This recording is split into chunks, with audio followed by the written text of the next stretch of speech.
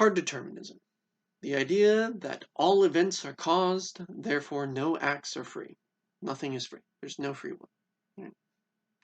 Let's delve into our hard determinism. Baron Holbach, born 1723, died 1789. Baron Holbach was born Paul Heinrich Dietrich in what is now modern-day Germany, and he had a family in Paris, namely a wealthy uncle, who died and left him everything, right, including his title of nobility, hence the title of Baron. And to fit in with the Parisians a bit more, he changed his name to something Dutch, pretty much, or what would now be Dutch, right? Something vaguely French-ish in the form of the Holbach. And he had a particular way of looking at the notion of free will. He said that we have no control, here control meaning freedom of choice, and therefore free will, at all in our lives. Right? And therefore, without control, we have no choice. And with no choice, any choice that we make is not free, and therefore no free will. Right? A little bit repetitive on my end, but bear with me. And he made this assertion according to 4 dimensions. Right? 4 different things. Right?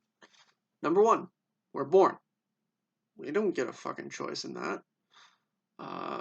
We don't have the least bit of the least option in the fact that we're born. Not the time, the place, or the circumstances behind it. None of that is within our purview. That is entirely incidental to our existence, and yet ever so necessary for it as well. No control over that. Number 2, we're raised in a specific way.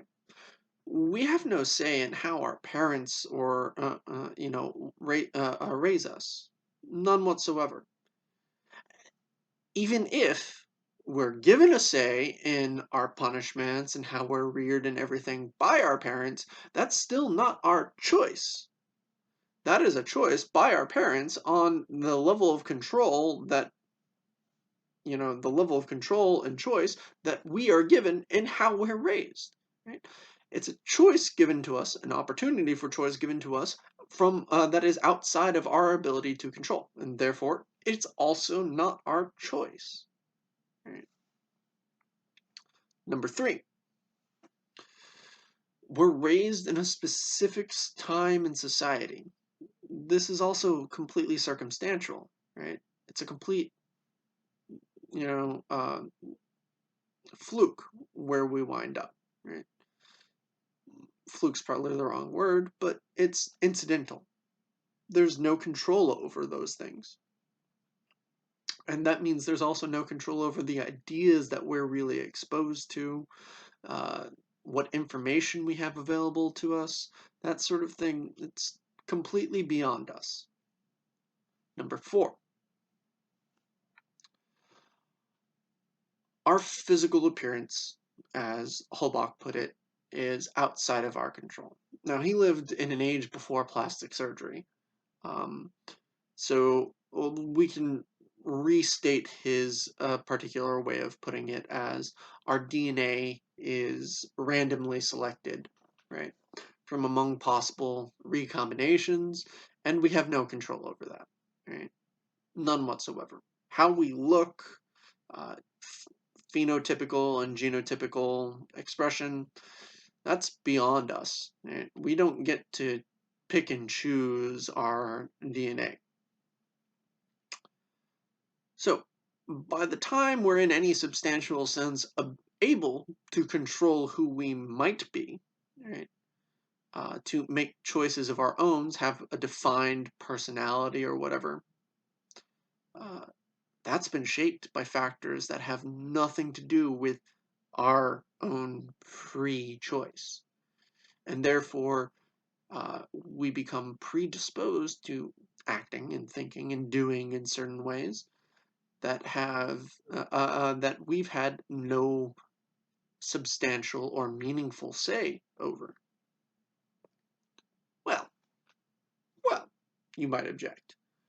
I, I chose to, listen to this lecture today. Well, Holbach, agrees with you. Yeah, you did. In the sense that, you know, choices are thoughts, and you have no way of stopping thoughts. Insofar as that's true, you did choose to do so, but it's not a choice in the meaningful sense that you had any freedom to do so. Al, you might reply, I can't stop my thoughts, perhaps, but I can choose which ones to act upon. And at this point, Holbach's just going to laugh and go, oh, honey, dear, no, no, you don't. Right?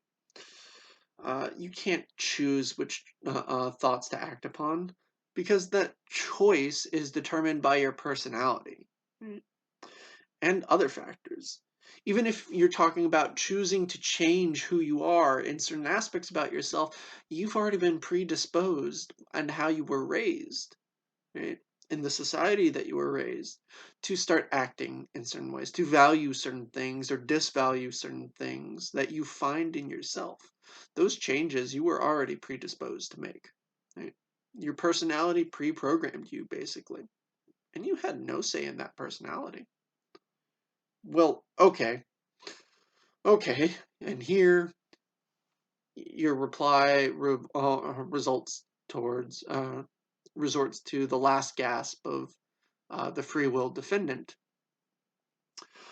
All our intuitions point toward free will, and Hallmark's going to say, "Duh, of course they do." Right? Humans are inherently egoistic. We want to believe we're special, right?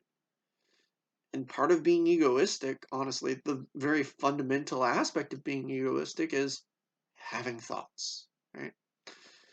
And if you think you can control your thoughts, see my reply to objection number 1. That's it.